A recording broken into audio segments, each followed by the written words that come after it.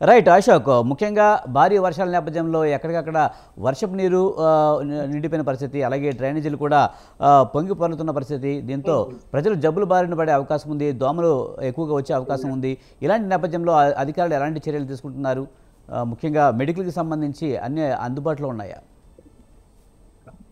విజయ్, ఉమ్మడి జిల్లా వ్యాప్తంగా అయితే ఇప్పుడు ఈ ఈ యొక్క వర్షం ద్వారా వేతోత్తరం ఇప్పుడు దోమలు విపరీతంగా వచ్చే అవకాశాలు, సీజనల్ వ్యాధులు కూడా దీంతో పాటు తోడే అవకాశాలు ఉన్నాయి.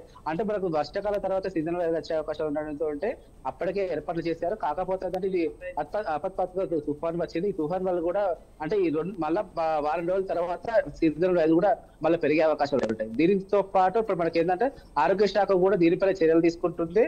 ఇప్పుడు ఉన్నటువంటి ఏదైతే అంటే బెడ్షీట్స్ కావచ్చు, ఇటు కిట్లు కావచ్చు, ఏవైతే ఉన్నాయో అవి మాత్రం మళ్ళీ ఎక్కువ తెప్పించుకునే అవకాశం అయితే ఉంది.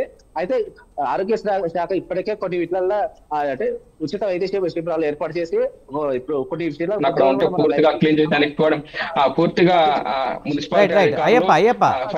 అయ్యప్ప మీరు ఒకసారి లైన్ లో ఉండండి.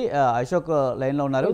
రైట్ అశోక్, మీరు కంటిన్యూ చేయండి. అయితే ఇప్పటికే మనకైతే ఆరోగ్య శాఖ మాత్రం వైద్య శిబిరాలు ఏర్పాటు చేసేసి ఇప్పుడు ముంపు ప్రాంతాలలో ఏదైతే ఉన్నారో స్లమ్ ఏరియాలో కావచ్చు, ఎక్కడైనా కావచ్చు, వారికి మాత్రం కిట్లు అందరూ అందిస్తున్నారు. వాళ్ళకి కూడా బీపీ కావచ్చు, షుగర్ కావచ్చు, ఏవైతే ఉన్నాయో వారికి సంబంధించిన టాబ్లెట్స్ అంటే ఒకవేళ వాళ్ళకు అంటే ఇప్పుడు ఫర్ ఎగ్జాంపుల్ వాళ్ళు ఇళ్లలో ఉన్నప్పుడు అవి తడిచిపోవచ్చు, ఏదైనా ఉండొచ్చు. కాబట్టి వాళ్ళు పునర్వసన కేంద్రాలు తీసుకొచ్చినప్పుడు ఏంటంటే వాళ్ళకు ఆ టాబ్లెట్స్ దొరకకపోవడంతో వాళ్ళకైతే అందిస్తున్నారు.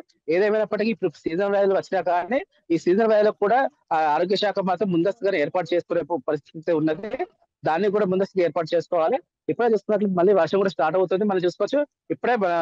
ఇప్పుడు మనం చూస్తున్నాము మన ఉన్న కారణం కూడా మళ్ళీ వర్షం అయితే ఇప్పుడే స్టార్ట్ అవుతుంది. స్టార్ట్ అయిన కారణంతో మళ్ళీ ఇది ప్రభావం మాత్రం మళ్ళీ చూపే అవకాశం ఉందని వ్యక్తం చేయొచ్చు. అయితే ఏదేమైనప్పటికీ ఉమ్మడి జిల్లా వ్యాప్తంగా ఈ వర్ష ప్రభావం ఏదైతే ఉందో ఇది మాత్రం చాలా అంటే ఉమ్మడి జిల్లా ప్రజలకు మాత్రం భయభ్రాంతులకు గురి చేసింది. అయితే ఇప్పుడు మీరు చెప్పినట్టుగా ఇప్పుడు ఓన్లీ వైద్య శాఖ కావచ్చు, వైద్య శాఖ ఒకటే కాదు, ఇప్పుడు వ్యవసాయ శాఖ కావచ్చు, ఇప్పుడు అన్ని శాఖలు కూడా దీని మీద మళ్ళీ పనిచేయవలసిన దుస్థితి అయితే ఏర్పడింది. ఏదైతే ఏమైనప్పటికీ ఇప్పుడు రైతులు కూడా దీనిపైన అంటే పూర్తిగా నష్టపోయిన ఘటన చూస్తున్నాము. అటు ఇప్పుడే